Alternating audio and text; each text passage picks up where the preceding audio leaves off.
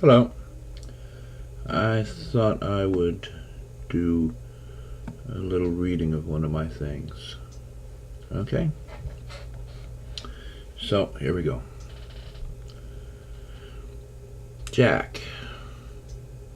Jack fished for the last cigarette in the near empty pack of Sonomas, angled it out, looked at the cigarette, stuck it in his mouth, crumpled the cellophaned pack into a nice round ball in his right hand, leaned back in his swivel chair, aimed at the trash can 6 feet away, swung his arm high over his head, and shot for opening. The crumpled pack made a perfect arc, dropping dead center into the can.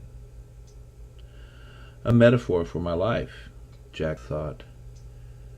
Good at inconsequential activities, always shooting high over my head without thinking, ending up in the trash.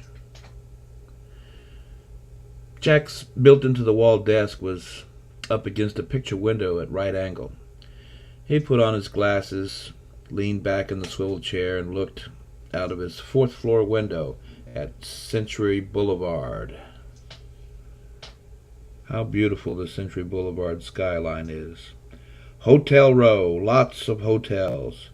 He had been in a few, more than a few. The Holiday Inn, the Westin, the Hilton, even the smaller ones that don't poke up so high into the skyline.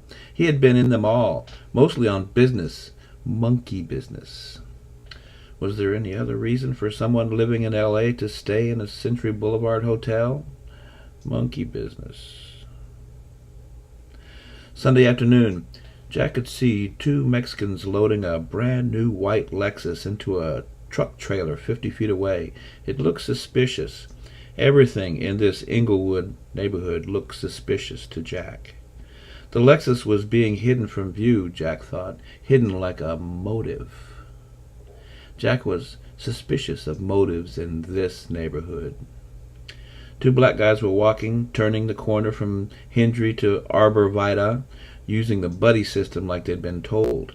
Muggers have been preying on lone pedestrians in this neighborhood lately.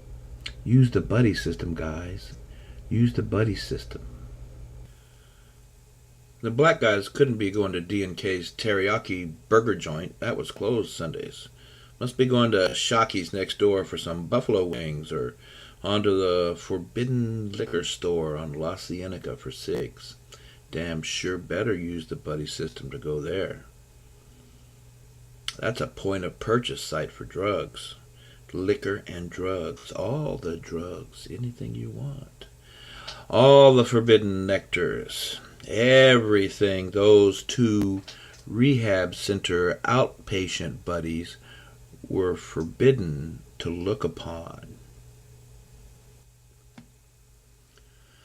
The neighborhood lies under the landing flight zone of Los Angeles Airport, LAX. Various sized aircraft were always flying in low over the row of Century Boulevard hotels, and always coming in low and fast over the nearer apartment complexes with their perennial huge "Now Renting" banners hung from every third building. Yeah, you're renting all right, Jack mumbled to the signs. You're always renting, always looking for that sucker, probably new in town, who will pay $1,100 a month to live in a one-room dive under the LAX flight path. Suckers. Jack was suspicious of the morality quotient of LA landlords, and he had good reasons for it. Jack watched the Mexicans closing the back doors of the truck trailer. He watched the buddies walk past the Shockies. He watched a middle-aged man pedal his bicycle to work, or from it. He watched the 50-ish men in tattered gray trench coats standing by a warehouse door drinking coffee from some white styrofoam cups. He watched from his fourth-floor office home. He watched until they all disappeared. Jack leaned forward in his swivel chair, took off his glasses, set them on his desk, refocused his eyes on the laptop computer screen in front of him, refocused on the open word processing document on the screen, the blank word processing document on the screen, grabbed his folded glasses, put them back on, leaned back in the swivel chair again, looked back out on the street. He wished he had something to write about.